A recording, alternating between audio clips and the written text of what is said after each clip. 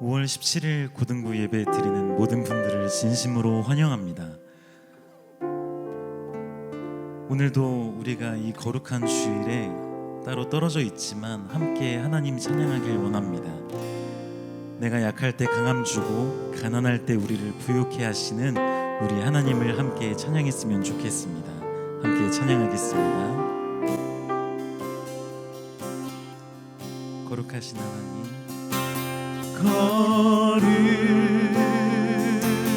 거룩하신 하나님, 주께 감사드리세.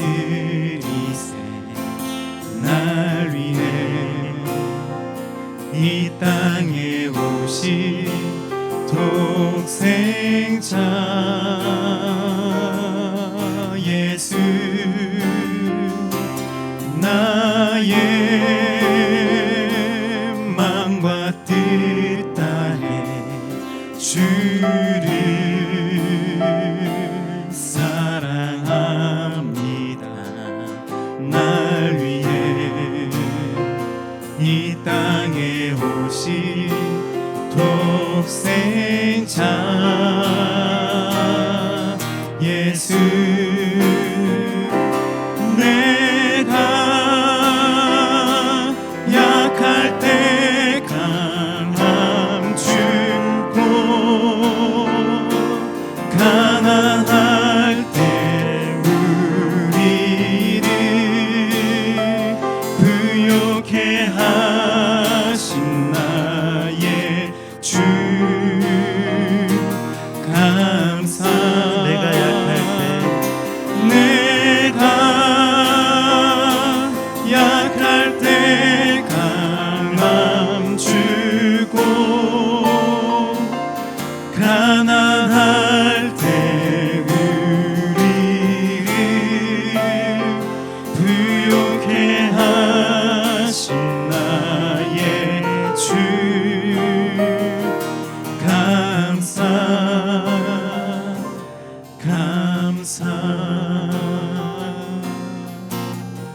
나의 맘과 뜻 다해 나의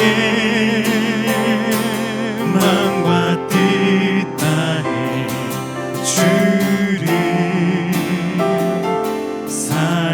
사랑합니다. 날 위해 이 땅에 오신 독생자 예수, 내가 약할 때 내가 약할 때 강함 주고 가난할 때 우리를 부욕해 하신 나의 주 감사. 내가 약할 때 내가 약할 때 강함 주고 가난할 때 우리를 부욕해 하신 나의 주 감사.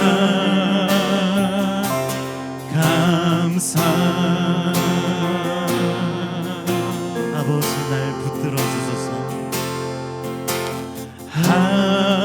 아버지 날 붙들어 주소서. 주 품 안에 쉬게 하소서.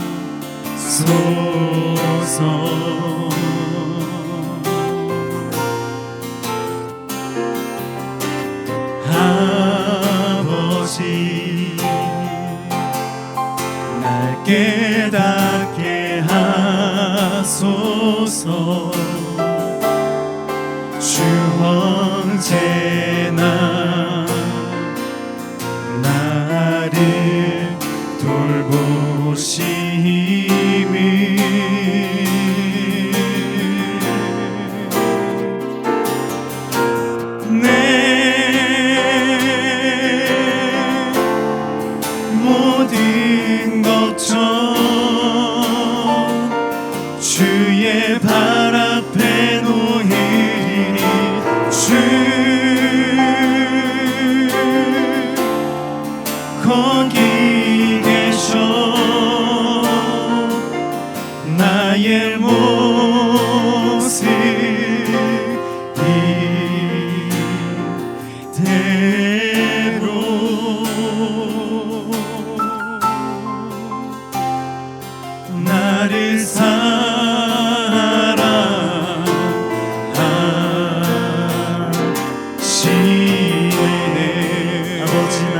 붙들어 주시리.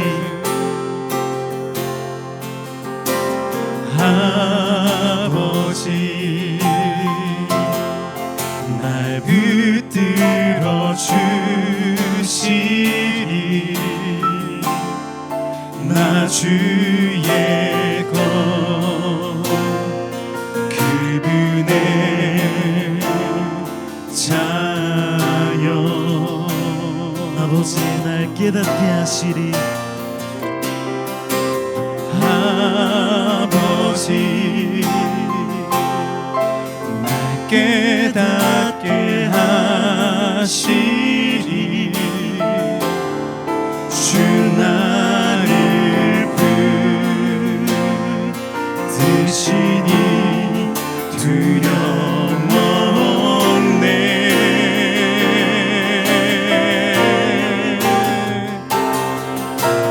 내 모든 염려 주의 발 앞에 놓이리. 주 여기 계셔. 나의 모습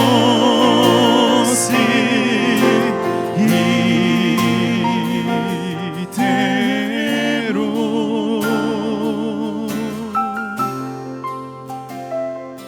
나를 사랑하시네.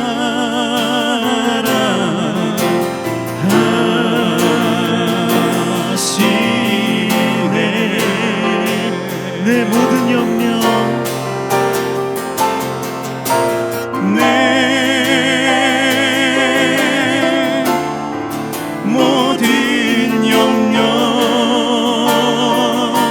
주의 발 앞에 놓이리. 주 여기 계셔. 나의 모습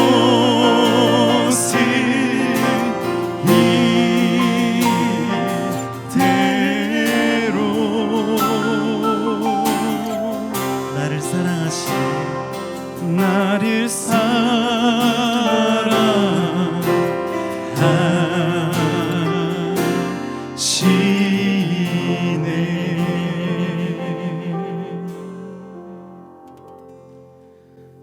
사도신경으로 우리의 신앙을 고백하겠습니다. 전능하사 천지를 만드신 하나님 아버지를 내가 믿사오며 그 외아들 우리 주 예수 그리스도를 믿사오니 이는 성령으로 잉태하사 동정녀 마리아에게 나시고 본디오 빌라도에게 고난을 받으사 십자가에 못 박혀 죽으시고 장사한 지 사흘 만에 죽은 자 가운데서 다시 살아나시며 하늘에 오르사 전능하신 하나님 우편에 앉아 계시다가 저리로서 산 자와 죽은 자를 심판하러 오시리라. 성령을 믿사오며 거룩한 공회와 성도가 서로 교통하는 것과 죄를 사하여 주시는 것과 몸이 다시 사는 것과 영원히 사는 것을 믿사옵나이다. 아멘.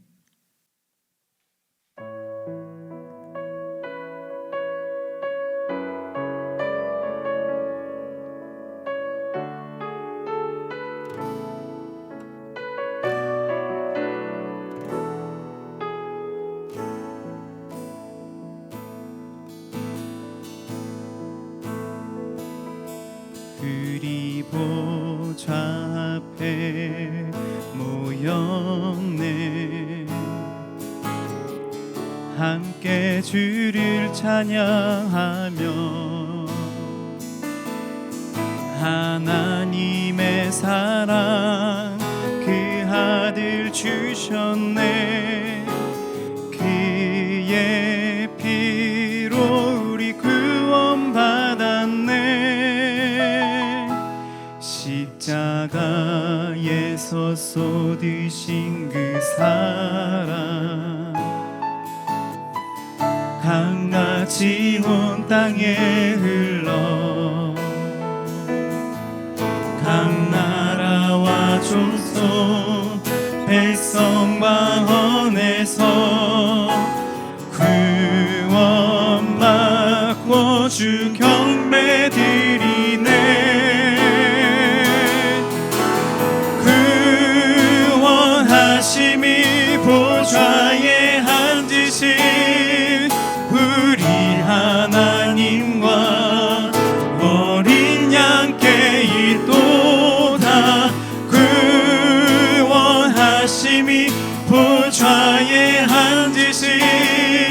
우리 하나님과 어린 양 되있도다.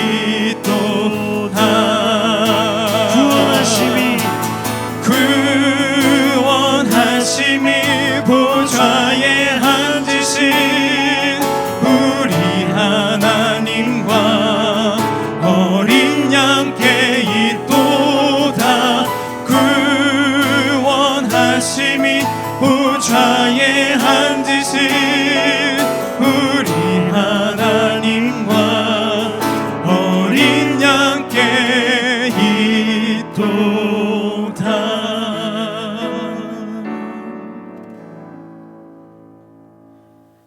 사랑과 은혜가 충만하신 하나님 아버지 감사드립니다.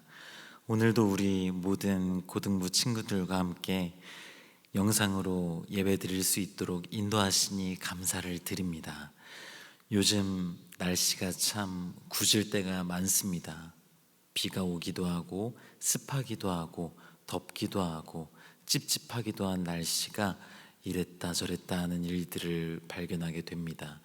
이런 어중간한 날씨들 가운데에서 우리 아이들이 마음을 다잡고 하루하루 최선을 다해 살아가길 원합니다. 그러니 주님, 우리 아이들의 싱숭생숭할지도 모르는 그 마음들을 주님께서 굳건히 붙잡아 주셔서 삶 가운데에서 집중해서 주신 시간 잘 관리하며 최선을 다하는 우리 아이들 될 수 있도록 주님 인도하여 주시옵소서. 계약이 등교가 한 주 미뤄졌는데 이 미뤄진 시간들 때문에 오히려 더욱 힘들어지는 것이 아니라 미뤄진 시간 가운데에서도 열심으로 하루하루를 잘 살아내는 우리 아이들 될 수 있도록 주님 인도하여 주시옵소서. 오늘 예배 가운데에서도 하나님 함께하여 주셔서 예배를 통해 말씀을 통해 찬양을 통해 주님 홀로 영광 받아 주시고 모든 아이들이 이 예배를 통해 큰 은혜 받고 변화되는 시간 될 수 있도록 주님 인도하여 주시옵소서. 감사드리며 예수 그리스도의 이름으로 기도드립니다. 아멘. 고등부 소식 전해드리겠습니다.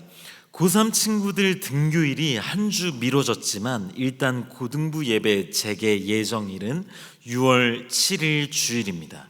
만약 6월 7일 이전에 고1, 2, 3 친구들이 등교하지 못한다면 등교 시점 이후로 예배 재개일이 연기될 것입니다.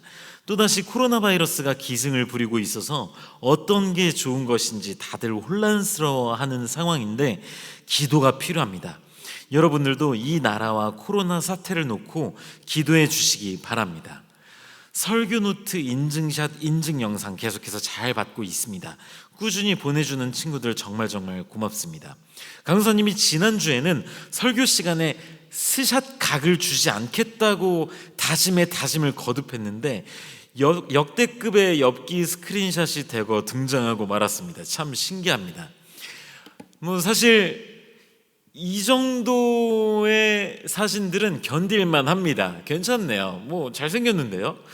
그런데 이 정도는 좀 못생겨 보이긴 하는데 그래도 괜찮습니다. 흉하진 않네요. 문제는 이거예요. 아니, 입 벌리는 장면을 어떻게 찍었는지, 또 거기에 치킨, 피자, 팝콘, 햄버거 그냥 입에 다 넣어줬네요. 좋습니다. 웃기고 재미있는 스크린샷도 예배에 집중해야 찍을 수 있는 거예요. 어떻게든 여러분들이 예배만 잘 드릴 수만 있다면 좋습니다. 이제야 제대로 된 인증샷이 나오네요. 그렇죠? 지난주에도 어김없이 충실하게 예배 잘 드리는 모습을 찍어서 보내줘서 너무너무 고맙습니다. 최고예요. 설교노트 리뷰 시간입니다. 지난주에 11명의 친구들이 설교노트를 보내줬습니다. 설교노트 쓰지 않고 예배 잘 드리고 있는 친구들도 많을 거라 생각해요. 그 친구들은 마음에 부담 느끼지 말고 지금처럼 예배 잘 드려줬으면 좋겠습니다. 예배를 빠짐없이 잘 드리는 게 가장 중요한 거니까요. 리뷰 시작하겠습니다. N행시의 장인이 돌아왔습니다. 바리새인들과는 다르게 우리는 새롭고 깨끗한 마음으로 하나님께 나아가 우리 죄를 인정하고 구원에 합당한 열매를 맺어야 한다. 아주 훌륭합니다. 그런데 여기서 성경적으로 써야 한다면 어떤 말을 수정하는 게 좋을까요? 구원에 합당한 열매? 뭔가 어색하죠? 지난주 말씀을 생각해 보면 회개에 합당한 열매라고 수정을 해야 좀 더 완벽해질 것 같습니다. 그래도 아주 훌륭해요. 항상 정성껏 설교 노트를 길게 그리고 충실하게 써주는 친구들인데, 왼쪽 친구의 경우에는 사진이 약간 흔들렸어요. 강도사님이 열심히 읽었는데도 알아보기 어려운 부분들이 좀 있어서 살짝 아쉬웠습니다. 다음 주에는 덜 흔들리게 찍어서 보내주면 더 좋을 것 같아요. 왼쪽 친구도 서술형으로 디테일하게 굉장히 잘 썼습니다. 들으면서 쓰는 게 참 어려운데 이렇게 매주 길게 열심히 쓰는 걸 보면 참 대단한 것 같아요. 오늘도 알죠? 딱 보면 엄청 길게 쓴 것 같진 않지만 강도사님이 중요하다고 말했던 부분들, 지난주 말씀에서 빼놓을 수 없는 내용들, 모든 것들이 간략하게 잘 들어가 있습니다. 거의 설교 요약본이라고 볼 수 있을 만한 내용들이에요. 아주 좋습니다. 이 친구도 바로 전 친구와 굉장히 유사한 스타일로 썼는데 그래도 뭔가 미묘하게 다른 게 느껴져요. 두 친구 모두 주일 11시 조금 넘어서 바로 설교 노트를 강도사님에게 보내줘서 저를 기절하게 만들었는데, 요즘 예배를 정말 잘 드리는 것 같아서 믿음이 갑니다. 얼굴만 잘생기면 안 돼요. 믿음도 좋아야죠. 요즘 아주 잘하고 있어요. 왼쪽 친구도 항상 열심히 하는 친구인데 지난주에도 집중해서 예배 잘 드린 것을 알 수 있습니다. 중요한 내용 다 들어갔죠? 아주 좋습니다. 훌륭해요. 오른쪽 친구는 원래 더 길게 쓰기도 하고 인증 영상을 찍기도 하는데 지난주에 사정이 있어서 그렇게 하지는 못했던 모양이에요. 그래도 어쨌든 예배를 잘 드리고 설교 노트 열심히 썼다는 게 대단합니다. 핑계대고 한 주 넘기면 되는데 그렇게 하지 않고, 포기하지 않고 충실하게 잘 해냈습니다. 좋습니다. 다른 친구들도 정말 열심히 썼지만 이 친구들은 진짜 진심 대박인 것 같아요. 뭔가 이 친구들은 소수점까지 쓴 것만 같은 그런 기분이 들거든요. 왼쪽 친구, 오른쪽 친구 모두 굉장합니다. 이렇게 열심히 하는 친구들을 보면 강도사님도 더 열심히 준비해야겠다는 생각이 듭니다. 설교 시간이 한 2시간 정도였으면 좋겠다는 생각이 들어요. 농담이에요. 마지막으로 이 두 친구 역시 대박이에요. 특히 왼쪽 친구는 나날이 성장하는 게 느껴져요. 고1 친구인데 물론 설교 노트 쓰지 않은 친구들이 성장하지 않는다는 말은 절대 아니에요. 오해하지 마세요. 설교 노트 쓰면서 신앙생활 하는 사람이 사실 별로 없거든요. 하지만 설교 노트를 쓰면서 말씀 듣는 버릇을 지금부터 기르고 지속한다면 그만큼 건강한 신앙생활을 기대할 수 있는 거예요. 그런 의미에서 왼쪽 친구는 매주 보내주는 설교 노트가 점점 풍성해지고 정확도가 높아지고 강도사님의 의도를 정확히 이해하고 있음을 알 수 있습니다. 고생 많았어요. 오늘도 파이팅 해주세요. 오늘 우리에게 주시는 하나님의 말씀은 창세기 23장 1절에서 20절까지의 말씀입니다. 창세기 23장 1절에서 20절까지의 말씀을 함께 읽도록 하겠습니다. 한 절씩 교독하지 않고 다 같이 읽을 거예요. 그러니까 가지고 있는 성경책 다 펴서 1절부터 20절까지 함께 읽도록 하겠습니다.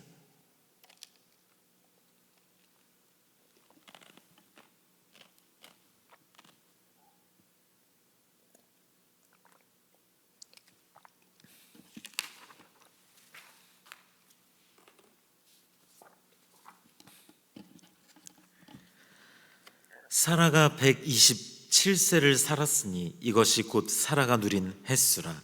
사라가 가나안 땅 헤브론 곧 기럇 아르바에서 죽음에 아브라함이 들어가서 사라를 위하여 슬퍼하며 애통하다가 그 시신 앞에서 일어나 나가서 헷 족속에게 말하여 이르되 나는 당신들 중에 나그네요 거류하는 자이니 당신들 중에서 내게 매장할 소유지를 주어 내가 나의 죽은 자를 내 앞에서 내어다가 장사하게 하시오.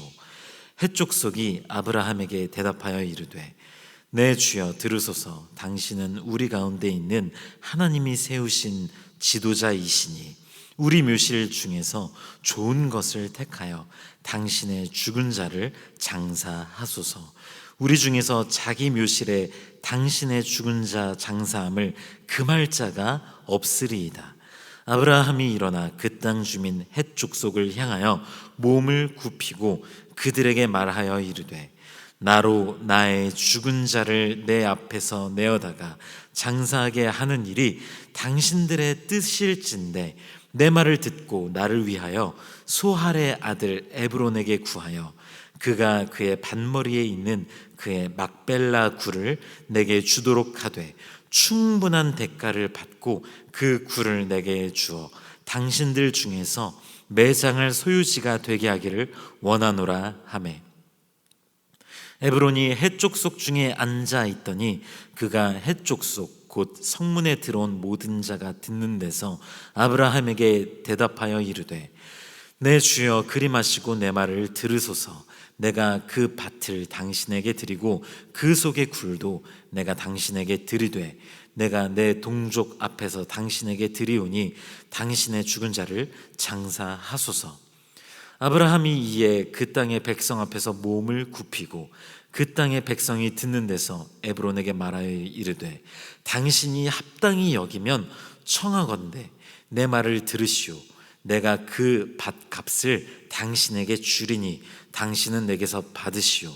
내가 나의 죽은 자를 거기서 장사하겠노라. 에브론이 아브라함에게 대답하여 이르되, 내 주여 내 말을 들으소서. 땅값은 은 400세겔이나 그것이 나와 당신 사이에 무슨 문제가 되리이까? 당신의 죽은 자를 장사하소서. 아브라함이 에브론의 말을 따라 에브론이 헷 족속이 듣는 데서 말한 대로 상인이 통용하는 은 400세겔을 달아 에브론에게 주었더니 마므레 앞 막벨라에 있는 에브론의 밭 곧 그 밭과 거기에 속한 굴과 그 밭과 그 주위에 둘린 모든 나무가 성문에 들어온 모든 헷 족속이 보는 데서 아브라함의 소유로 확정된시라. 그 후에 아브라함이 그 아내 사라를 가나안 땅 마므레 앞 막벨라 밭굴에 장사하였더라. 마므레는 곧 헤브론이라. 이와 같이 그 밭과 거기에 속한 굴이 헷 족속으로부터 아브라함이 매장할 소유지로 확정되었더라. 아멘. 지지난주에 우리는 아브라함이 독생자 이츠하크를 바친 사건에 대해 살펴보았습니다. 지난주에는 아브라함의 의의가 한 혈통, 한 핏줄이라고 해서 기계적으로 당연하게 전가되는 것이 아니라는 사실을 살펴보았습니다. 예수 그리스도를 믿고 회개에 합당한 열매를 맺어야 한다고 했죠. 그렇게 믿음으로 의를 얻으면 영적인 아브라함의 자손이 된다고 했습니다. 이렇게 영상 예배드리는 기간 동안 아브라함에 대해 굉장히 오랫동안 살펴보았는데요. 부활주의를 제외하고 10번 정도 알아보았던 것 같습니다. 이제 아브라함에 대한 이야기는 거의 끝나갑니다. 아브라함의 인생에 있어서 믿음의 시험이라든지 이런 내용은 더 이상 등장하지 않습니다. 먼저 오늘 본문 말씀으로 넘어가기 전에 지지난주 말씀에서 아직 다 다루지 못한 부분들이 있는데요. 그 내용들을 먼저 빠르게 살펴보고 오늘 본문으로 들어가 보도록 하겠습니다. 창세기 22장 15절부터 19절까지의 내용을 빠르게 살펴볼게요. 아브라함이 이삭을 죽이려다가 번제로 바치기 위해서 죽이려다가 하나님께서 부르셔서 멈추고 순양을 번제로 드린 다음 내용이에요. 15절 보세요.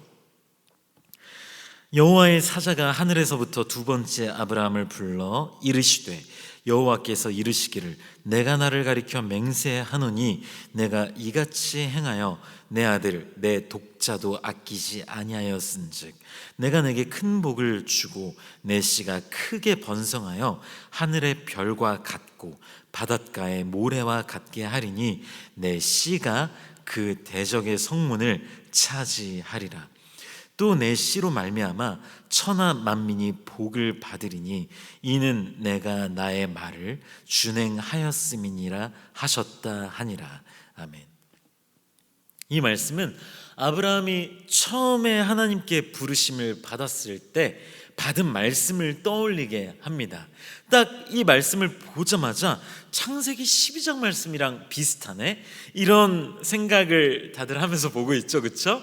강사님이 지금 하는 말, 난 처음 듣는 것 같은데? 이런 생각하면서 보는 친구들은 아마 없을 거라고 생각합니다. 이제 아브라함 이야기 좀 지겨울 만큼 많이 들었잖아요, 그렇죠? 그래서 이제 강사님이 기억 날만한데 하면 딱 그 얘기 하고 생각이 날 거예요.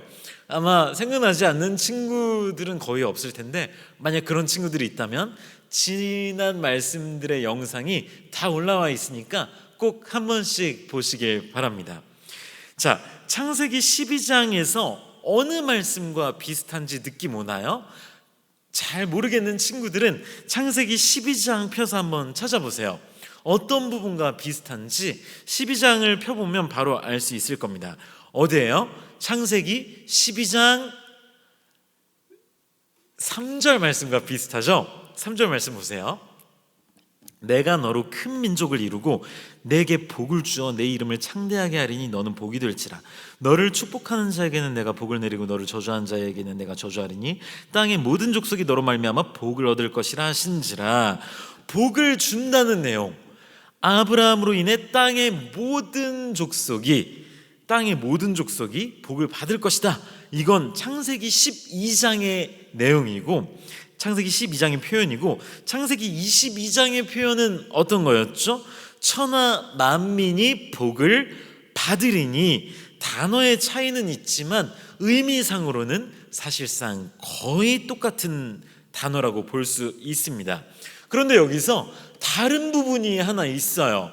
아예 다른 부분이 하나 있습니다. 창세기 12장과 22장에서 공통적인 부분들도 있지만 동시에 차이점도 있는 거예요. 어떤 차이점이 있죠? 창세기 22장 17절을 보세요. 자, 주황색 글씨만 보면 내 씨가 그 대적의 성문을 차지하리라. 아멘. 대적의 성문을 차지할 것이다. 대적의 성문을 차지할 것이다. 여기서 대적은 누군지 불분명합니다. 지금 아브라함에게는 딱히 적이라고 불릴 만한 세력이 없습니다. 원한 관계에 있는 사람이나 국가가 있다고 보기에는 어렵습니다. 그런데 하나님께서는 이 축복의 말씀 마지막에 너의 씨, 너의 자손이 그 대적의 성문을 차지할 것이다 라고 말씀하고 계세요. 창세기 22장 문맥에서는 우리가 도저히 알아낼 수 없는 그런 내용이라고 할 수 있겠죠. 그렇다면 이 내용은 어떻게 알아볼 수 있을까요? 우리는 이 단서를 창세기 몇 장에서 알아볼 수 있을까요? 자, 창세기 몇 장? 창세기 3장으로 넘어가면 이 창세기 22장의 수수께끼와 같은 내용을 알아낼 수 있는 단서를 찾아볼 수 있을 것입니다. 자, 그러면 창세기 3장으로 돌아가서 살펴볼게요. 창세기 3장, 강두사님이 이전에 선악과를 먹은 사건에서 이게 원시복음이다, 원복음이다 이런 설명을 하면서 언급했던 적이 있어요. 이게 몇 절이죠? 창세기 3장 15절 말씀을 함께 읽겠습니다. 시작. 내가 너로 여자와 원수가 되게 하고 내 후손도 여자의 후손과 원수가 되게 하리니 여자의 후손은 내 머리를 상하게 할 것이요 너는 그의 발꿈치를 상하게 할 것이니라 하시고, 여기서 너가 누구죠? 너가 누굽니까? 너 지금 영상을 보고 있는 너입니까? 죄송합니다. 당연히 그 너일 리는 없죠. 네, 집중하라고 농담 한마디 해봤어요. 자 그러면 너가 누구일까요? 자, 1번 아담, 2번 하와, 3번 뱀. 1번 아담, 2번 하와, 3번 뱀. 여기서 내가 너로 여자의 원수가 되게 하고 라고 하니까 아마 여자와 원수가 되게 한다는 말을 보니까 하와는 아닌 것 같아요. 그렇죠? 그러면 아담 아니면 뱀일 텐데, 자, 여자가 아담과 원수가 되겠어요? 그렇죠? 말도 안 되죠. 그러면 딱 그냥 문맥만 보고도 정답이 3번 뱀이라는 사실을 알 수가 있습니다. 자, 여기서 뱀에 대한 저주의 말씀에서 여자의 후손이 뱀의 머리를 상하게 할 것이라고 말씀하셨죠. 여자의 후손, 궁극적으로는 여자의 후손이 누구라고 했죠? 예수 그리스도라고 했습니다.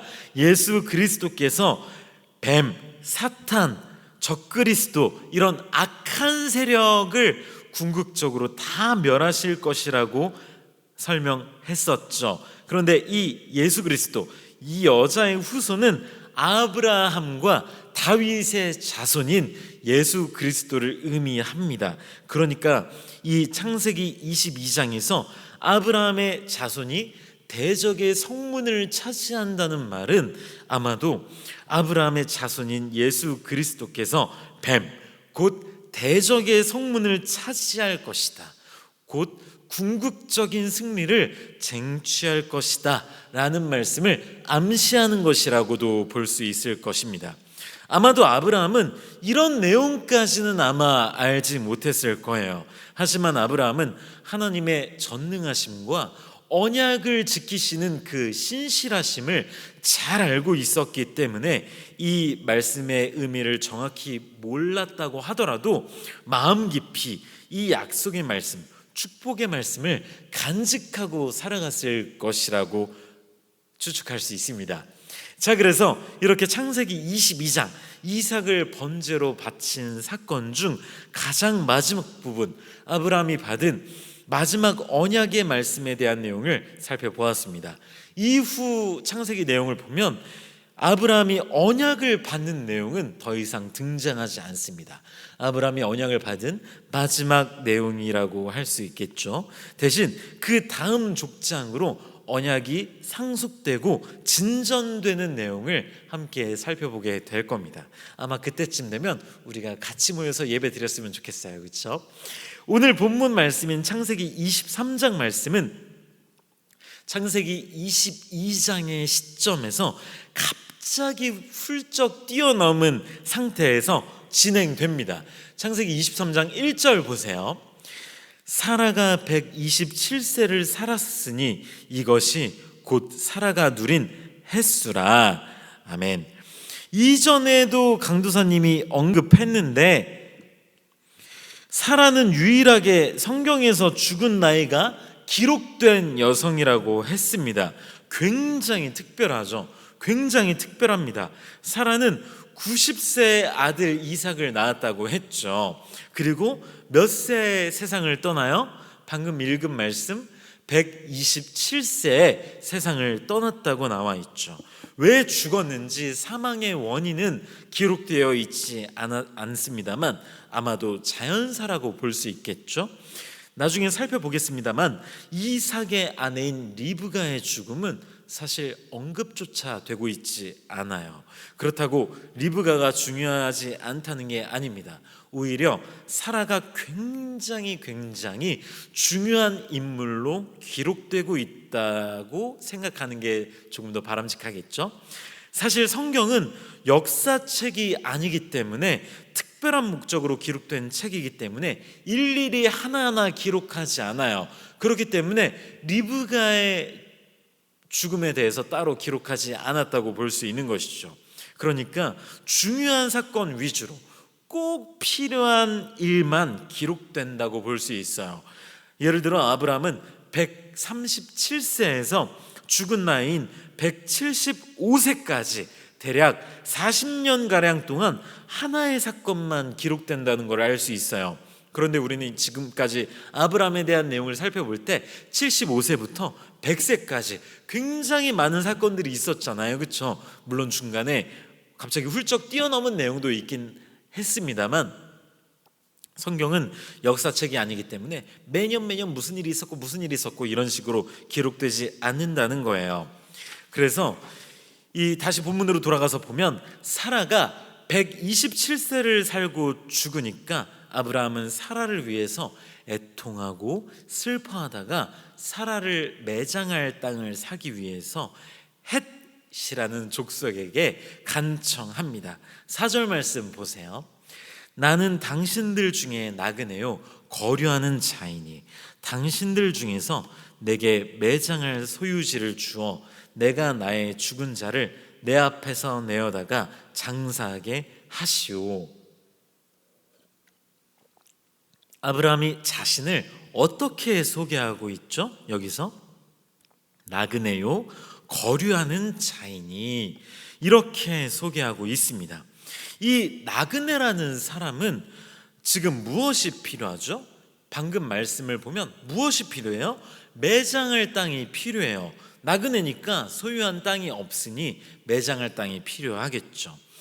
일평생을 거의 다 산 백발의 노인이 자기의 아내를 묻을 땅조차 없다는 사실은 뭔가 약간 슬프게 느껴집니다. 강도사님은 결혼을 했고 아내가 있기 때문에 이 내용 보니까 조금 마음이 아프더라고요. 여러분들은 아직 결혼을 하지 않아서 이 내용이 이렇게 자기 일처럼 다가오지 않겠지만 강도사님은 조금은 슬펐어요.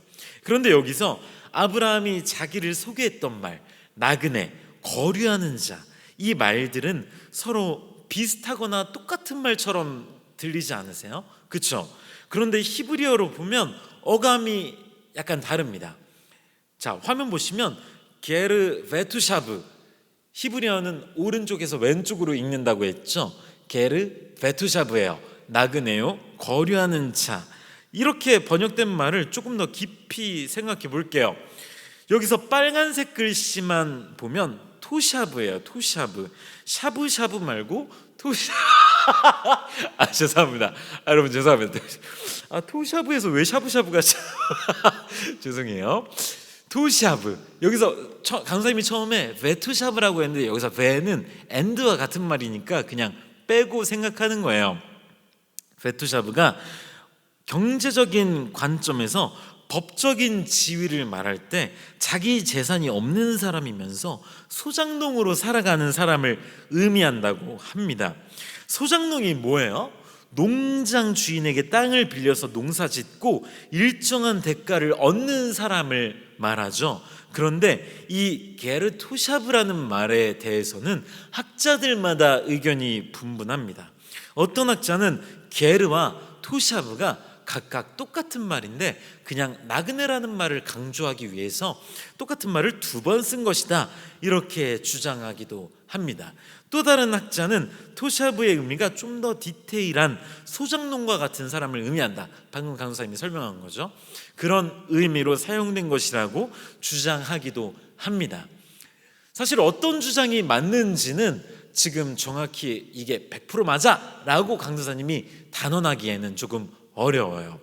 나중에 예수님께서 다시 오시면 그때 확실하게 물어봐야 돼요. 예수님 어떤 게 맞아요? 그렇게 물어봐야 되지 지금 당장 이게 맞는 것 같아 이게 100%야 이렇게 말을 하기에는 조금 어려워요. 하지만 어떤 입장을 취하든 A의 입장을 취하든 B의 입장을 취하든 상관없이 아브라함이 자기 자신에 대해서 소개할 때 굉장히 이렇게 낮춰서 소개하고 있다는 사실을 알 수 있어요. 땅이 없는, 땅을 소유하지 못한 거류민으로 소개하고 있다는 사실은 변함이 없죠. 그 사실이 중요한 거예요. 지금까지 강도사님과 창세기를 잘 읽고 묵상했던 친구들은 뭔가 이상한 점을 느낄 수 있을 거예요.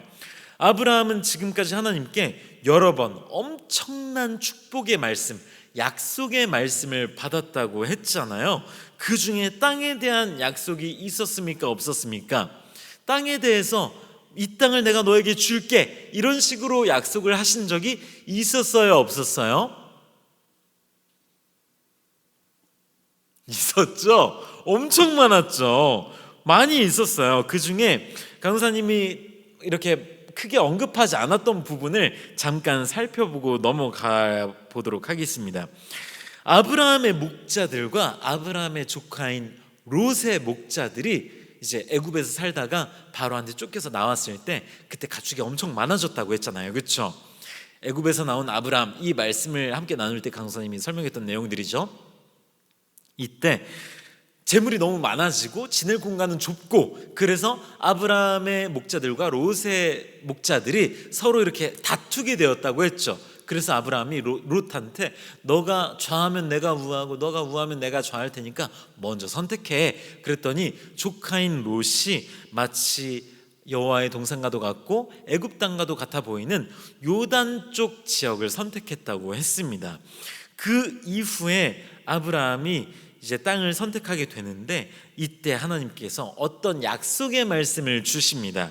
그 말씀이 어디에 나오죠? 이 내용 다 기억나죠? 그렇죠? 다 들었던 내용입니다. 창세기 13장 14절과 15절을 보세요.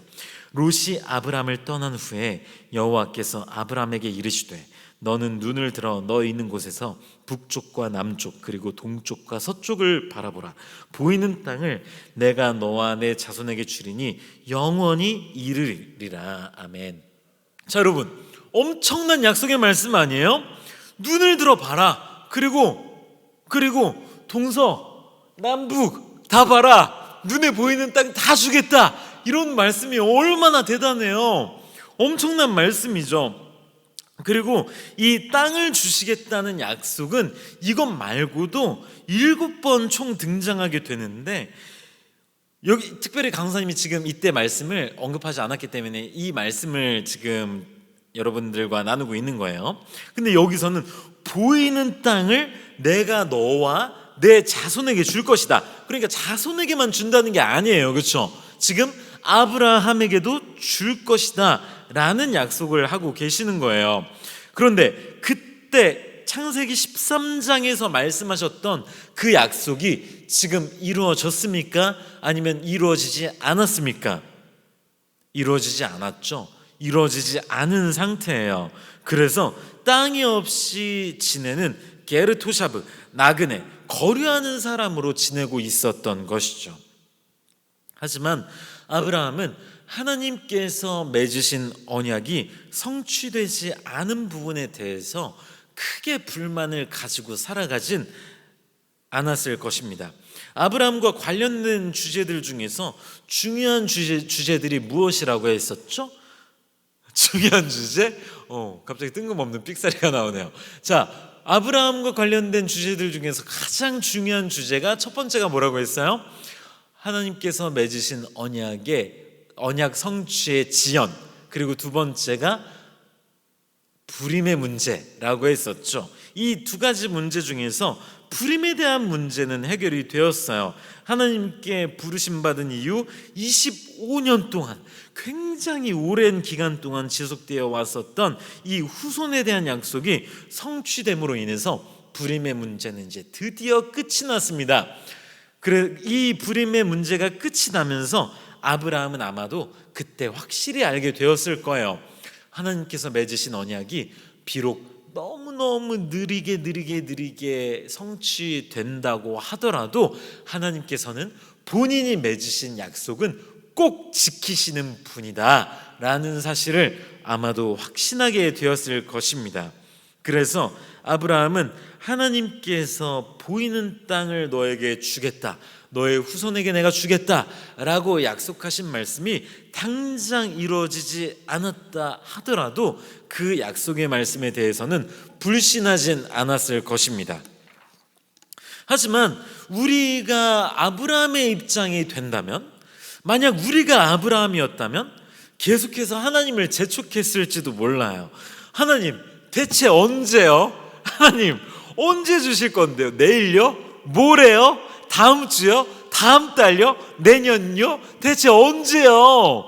저는 이제 다 늙었고 오늘 내일 하는데 제 마누라도 늙어서 죽었는데 대체 저에게 약속하신 그 약속의 땅은 언제 주실 건데요? 제 돈 주고 사게 생겼잖아요. 이렇게 5만 가지 불평 섞인 말들을 늘어놓았을지도 모릅니다. 뭐라고요? 여러분들은 안 그랬을 거라고요? 네, 뭐 좋습니다. 강사님은 그랬을 것 같아요. 근데 아마 강사님뿐만 아니라 다른 친구들도 아마 이렇게 불평하는 친구들이 있었을지도 모른다는 얘기예요. 자, 뭐 지금 나는 안 그럴 거예요 이렇게 말하는 친구들도 있을 텐데, 자, 여러분들 살아보세요. 여러분 인생이 조금이라도 꼬인다거나 목표했던 바가 이루어지지 않잖아요. 그러면 분명히 하나님 탓하게 되어 있습니다. 성적이 조금이라도 떨어지거나 조금이라도 삶의 문제가 생기면 분명히 하나님 탓하게 되어 있어요. 심지어 썸 타던 남자애, 썸 타던 여자애, 부모님 몰래 사귀던 학원 여자친구, 남자친구랑 헤어지면 그 책임을 하나님께 돌리는 친구들도 있을 수 있습니다. 강사님이 그랬다는 건 절대 아니에요. 오해하지 마세요. 하지만 어쨌든 이렇게 하나님 탓을 하고 하나님 원망하고 이런 믿음은 굉장히 유아틱한 믿음이에요. 어쩌면 이것은 믿음이라고 부르기도 애매하고 부끄러운 정도의 수준이죠. 왜냐하면 그것은 진짜 믿음이 아니기 때문이에요. 아브라함 보세요. 눈에 보이는 모든 땅을 다 주겠다 이렇게 하나님께서 약속하셨는데 땅은 무슨 게르토샵으로 지내다가 마누라가 죽어서 묻을 땅이 없어서 땅 사려고 가나안 땅 해족속에게 찾아가서 땅을 사려고 거래하는 아브라함의 모습을 보세요. 아브라함이 지금 불평하고 있습니까? 따놓은 당상인데 이 땅 다 내 땅인데 하나님이 나한테 주신다고 한 땅인데 이 땅을 지금 내 돈 주고 사게 생긴 거예요. 그러면 어이없지 않아요? 하나님 그러면 이렇게 내 돈 주고 이렇게 살 거면 대체 약속은 나랑 왜 해요? 이런 생각을 하지 않겠어요? 그런데 아브라함은 이 지금 이렇게 땅을 거래하려고 온 모습을 보면 지금 원망하는 모습이나 불평하는 마음을 가지고 있는 것처럼 보이지 않아요. 강사님이 이렇게 아브라함의 속내가 이렇다 저렇다 다 안다는 듯이 말하는 것이 확실해 보이지 않을 수 있습니다만 창세기의 저자인 모세가 이렇게 문맥을 이런 식으로 기록한 것을 보면 아브라함의 생각 혹은 아브라함의 믿음의 상태가 어떠했는지 추측해 볼 수 있는 것이죠. 굉장히 높은 가능성으로요. 자, 그래서 아브라함이 해족속에게 자기 자신을 베르토샤브 나그네요 거류하는 자이다 이렇게 소개하니까 해족속이 이렇게 말해요. 6절 보세요. 내 주여 들으소서. 당신은 우리 가운데 있는 하나님이 세우신 지도자이시니 우리 묘실 중에서 좋은 것을 택하여 당신의 죽은 자를 장사하소서. 우리 중에서 자기 묘실에 당신의 죽은 자 장사함을 금할 자가 없으리이다. 해족속이 보기에 아브라함은 어떤 사람이에요?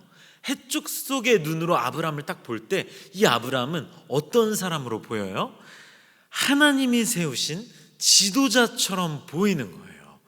아이러니하게도 아브라함은 자기 자신을 게르토샤브다, 나그네다, 거류민이다 이렇게 말하지만 해족속은 아브라함을 뭐라고 말하고 있어요? 나시라고 말하고 있어요. 나시라는 말은 지도자, 지휘관, 선택된 추장 이런 의미를 가지고 있습니다. 게르토샤브와 완벽하게 반대되는 말이라고 볼 수 있죠. 다른 성경 번역본들을 보면 이 하나님의 지도자라는 말이 하나님의 택한 자, 하나님의 왕, 하나님의 왕자, 세력이 있는 귀인 이런 식으로 번역되어 있습니다. 구약 성경 중에서 모세오경은 구약 성경 중 가장 오래전에 기록된 성경이기도 하고 또 이 히브리어의 뜻을 알아볼 때 보통 학자들이 아람어, 이집트어, 수메르어 이런 다양한 언어들과 상호 연관성을 연구하면서 뜻을 찾아보곤 합니다. 그러면서 이 뜻이 원래 어떤 뜻이었을까? 다양한 측면에서 살펴보면서 뜻을 추정해 보는데 이런 과정 가운데에서 아마 이런 뜻일 거야 라고 의견이 좁혀지는 경우가 있는가 하면 사실 의견이 하나로 일치되지 않는 경우도 있어요. 그래서 여기서 하나님의 지도자라는 표현에서 지도자인지 왕자인지 왕인지 택한 자인지 귀인인지 이런 정확한 한 단어로 표현하기에는 굉장히 어렵지만 그래도 이 단어들이 대부분 다 비슷한 의미잖아요. 굉장히 높은 신분의 사람을 표현할 때 사용하는 단어죠, 그렇죠? 그런데 반대로 아브라함은 자기 자신을 굉장히 사회적으로 연약하고 미천한 존재인 나그네로 표현하고 있다고 했잖아요, 그렇죠? 그러니까 서로가 완벽하게 다른 의미로 표현하고 있는 거예요. 아브라함 본인은 자기 자신을 굉장히 낮추고 있지만 상대방은 상대방을 굉장히 높여서 보고 있는 거죠. 이런 관계가 가장 이상적인 것 같아요. 서로가 서로를 이렇게 존중하는 관계잖아요. 그렇죠? 서로가 서로를 막 깔보고 속으로 욕하고 막 이런 관계가 아니라 서로가 서로를 굉장히 존중하고 있는 거예요. 아브라함과 해족속처럼 스스로를 낮출 수도 있고 상대방을 이렇게 높일 줄도 아는 그런 마음가짐이 있어야만 합니다. 이제 아브라함은 밭과 굴을 매입하기 위해서 협상에 나섭니다. 아브라함이 사려고 하는 땅의 주인은 에브론이라는 사람인데요, 이 에브론은 땅값으로 은 400세겔을 요구합니다. 자, 여기서 은 400세겔은 무게로 따지면 은 45kg이에요. 그냥 은 조각 뭐 이런 게 아니라 순은이에요. 순은으로 따졌을 때 45kg예요. 돈으로 생각해 볼까요? 이 당시 한 사람의 1년치 수입이 얼마인지 아세요? 5세겔에서 10세겔이에요. 그러니까 1년 수입이 최대치 10세겔이라고 가정해도 40년 동안 한 푼도 쓰지 않고 모아야 모을 수 있는 돈이에요. 이해되세요? 굉장히 큰 돈이죠. 지금 아브라함이 땅값을 흥정하면서 400세겔? 그래 400세겔 하자 주고 그냥 이 땅을 산 겁니다. 자신의 아내를 묻어주기 위해서 돈이 필요하다면 얼마가 들더라도 내겠다는 거예요. 아브라함에게 돈이 얼마가 있었는지 그 총 전 재산을 우리가 알 수는 없지만 어쨌든 400세겔이라는 돈은 굉장히 큰 돈이에요. 어쨌든 이 굉장히 큰 돈을 지불하고 결국 막벨라, 히브리어는 마크펠라예요. 막펠라, 이 막벨라 밭과 굴을 구입하게 됩니다. 말씀을 맺겠습니다. 오늘 굉장히 짧죠? 아브라함의 입장에서 생각할 때 사라의 매장지는 자기 자신의 돈으로 구입하고 묻는 게 당연한 일일까요? 하나님께서 계속해서 땅에 대한 약속을 하셨잖아요. 7번씩이나 굉장히 많이 땅을 주겠다고 약속을 하셨었는데 그 약속만 이루어진다면 엄청난 땅이 자기의 소유가 되니까 사라를 묻을 장소는 넘치고 넘쳐날 텐데 그 약속이 성취되지 않았기 때문에 거금을 들여서 40년치 돈 한 푼도 쓰지 않고 모아서 살 수 있는 게 400세겔이라는 돈인데 그 400세겔이라는 돈을 일시불로 이렇게 지급해서 그 땅을 사버린 거예요. 아브라함은 사라가 죽고 나서 하나님께서 땅을 주실 때까지 사라를 어디에 그냥 이렇게 조용히 묻어놓고, 그 당시에는 CCTV도 없잖아요. 밤에 새벽에 몰래 묻으면 누가 알겠어요, 그렇죠? 아무도 모르겠죠. 그런데 그렇게 치사하고 비열한 방법으로 묻지 않고 정정당당한 방법으로 내가 이 땅을 사겠다, 얼마냐 알려달라, 400세겔, 굉장히 큰 돈이죠. 뭔가 바가지를 씌운 그런 느낌이 분명히 나요. 물론 지금 성경의 저자 모세는 그런 이야기를 전혀 하고 있지 않지만 여러 학자들은 이 말씀을 보면서 이거 조금 이상한데, 이거 약간 덤탱이 쓴 것 같은데, 이거 약간 다른 구약 성경의 예시들을 봤을 때 땅을 살 때 이렇게 비싸게 살 리가 없는데 이거 조금 이상하다라고 주장하는 학자들이 굉장히 많아요. 그렇지만 아브라함은 그럼에도 불구하고 흥정하지 않아요. 미쳤냐? 이게 400? 와, 진짜 내가 아무리 게르토샵이라고 해도 그렇지 어떻게 그러냐? 이렇게 따지지 않고 400세겔 콜, 400세겔 자, 여기 줘, 이렇게 해서 그냥 이 땅을 매입해 버린 거예요. 그러니까 억울할 수도 있죠. 하나님이 나한테 진짜 이 땅을 준다고 한 건데, 이 땅을 주시겠다고 약속하셨는데 이 약속이 성취가 너무 늦으니까, 근데 아내는 죽었으니까 내 아내를 묻어야 되니까 땅은 필요해요. 거짓된 행동을 하고 싶진 않아요. 그러니까 정정당당한 방법으로 거래를 한 거예요. 그럼 아브라함의 마음은 어땠을까요? 아브라함의 마음은 씁쓸했을까요? 하나님을 원망하는 마음이었을까요? 하나님 왜 약속한 그 약속대로 이루어주지 않으세요? 대체 왜? 아니, 아내가 죽었는데, 이렇게 슬픔 가운데 있는데 나에게 왜 마땅히 이루어주실 일들을 이루어주지 않으십니까? 이렇게 하나님을 원망하고 불평하지 않으십니다. 그럼에도 불구하고 아브라함은 하나님이 살아계신 하나님이라는 사실을 믿으면서 살아갔을 거예요. 일평생 아브라함이 얻은 그 땅, 언약의 말씀들을 수없이 많이 받았어도 아브라함이 일평생 얻은 땅은 아내가 죽고 나서 아내를 묻은 땅인 은 400세겔로 구입한, 자기 돈으로 구입한 막벨라 밭과 동굴이 아브라함의 땅 전부였습니다. 오늘의 말씀 제목이죠. 아브라함의 땅. 아브라함이 얻은 땅은 아내를 묻기 위해 자기 돈으로 주고 산 그 땅이 전부였어요. 하나님의 언약의 말씀이 있었지만 성취되지 않았어도 그 땅을 자기 돈 주고 사고 사랑하는 아내를 묻고, 그리고 나서 하나님을 원망하지 않고 그럼에도 불구하고 하나님과 여전히 동행하며 살아가는 이 아브라함의 노년의 믿음의 모습을 우리가 바라볼 수 있어야겠습니다. 사랑하는 고등부 여러분, 여러분들이 믿는 하나님은 어떤 하나님이십니까? 여러분들이 성경 말씀을 통해 만난 하나님은 어떤 하나님인가요? 필요할 때만 찾는 하나님인가요?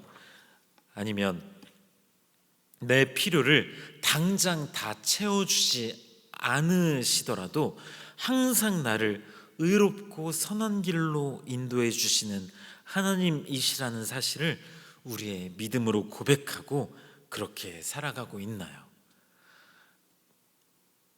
믿음으로 하나님이 나의 필요를 채워주시고 언제든 나를 선하고 의로운 길로 인도해 주신다는 사실을 고백하고 살아가는 모든 고등부 친구들이 되시길 주님의 이름으로 축복합니다.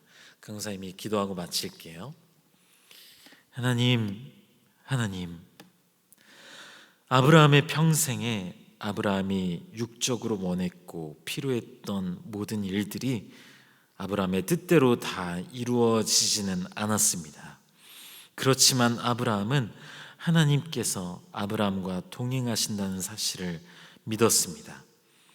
그래서 아브라함은 하나님을 원망하지 않았고 자기 돈을 지불하면서까지 땅을 구입하고 사랑하는 아내인 사라를 묻었습니다. 이 사건을 보면서 우리가 하나님의 존재를 어떻게 생각해야 하는지를 돌아보게 되었습니다. 갓난아기처럼 배설물을 치워달라고 울고, 배고프다며 밥 달라고 울고, 졸리다고 울고, 이렇게 갓난아기처럼 1차원적인 필요에 따라 하나님을 찾는 것이 아닌 성숙한 크리스찬으로서 이 세상을 살아가며 하나님과 매일매일 동행하며 살아가길 간절히 소망합니다. 이번 주부터 등교하게 되는 고3 친구들을 기억해 주시고, 너무나 오랜만에 학교에 가는데 친구들과의 관계 가운데에서 신앙인의 정체성을 잃지 않게 하시고 어려운 일을 당하지 않도록 지켜주시며 바쁘게 살아가는 순간들 가운데 지치지 않도록, 다치지 않도록, 아프지 않도록 주님께서 지켜주시고 위로해 주시길 간절히 원합니다. 우리 고1, 고2 친구들도 기억해 주셔서 현재 주어진 자리에서 무너지지 않고 나태해지지 않고 오히려 더욱 힘을 내어 최선을 다해서 하나님께서 허락하신 이 시간들을 충실히 관리하고 보낼 수 있도록 하나님 인도하여 주시옵소서. 감사드리며 예수 그리스도의 이름으로 기도드립니다. 아멘. 함께 하나님의 은혜를 찬양하겠습니다.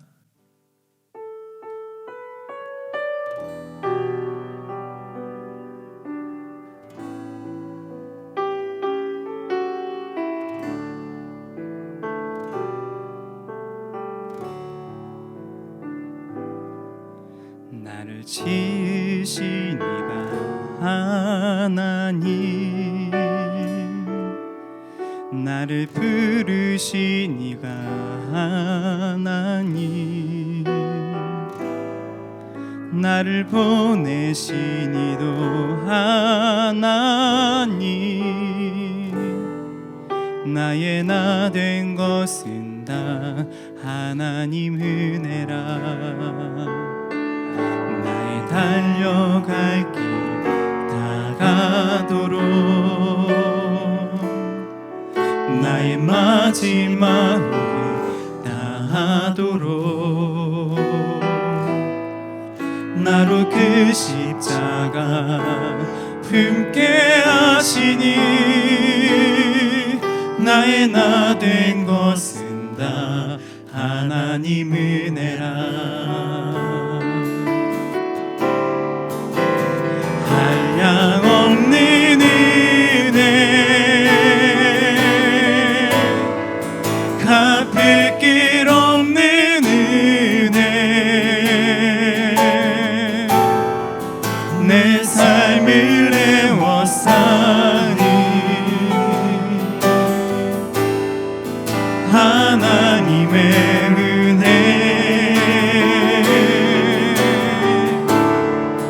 나 주저함 없이 그 땅을 밟음도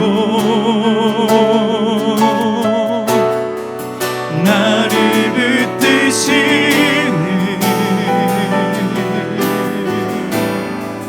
하나님의 은혜. 한량없는 은혜, 한량없는 은혜, 갚을 길 없는 은혜, 내 삶을 애워싸는 하나님의 은혜. 나 주저함 없이 그 땅을 밟음도 나를 붙드시니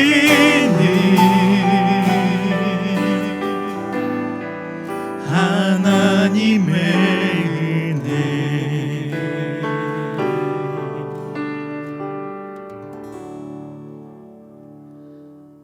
주기도문으로 예배를 마치겠습니다. 하늘에 계신 우리 아버지여, 이름이 거룩히 여김을 받으시오며 나라가 임하시오며 뜻이 하늘에서 이루어진 것 같이 땅에서도 이루어지이다. 오늘 우리에게 일용할 양식을 주시옵고 우리가 우리에게 죄 지은 자를 사하여 준 것 같이 우리 죄를 사하여 주시옵고 우리를 시험에 들게 하지 마시옵고 다만 악에서 구하시옵소서. 나라와 권세와 영광이 아버지께 영원히 있사옵나이다. 아멘.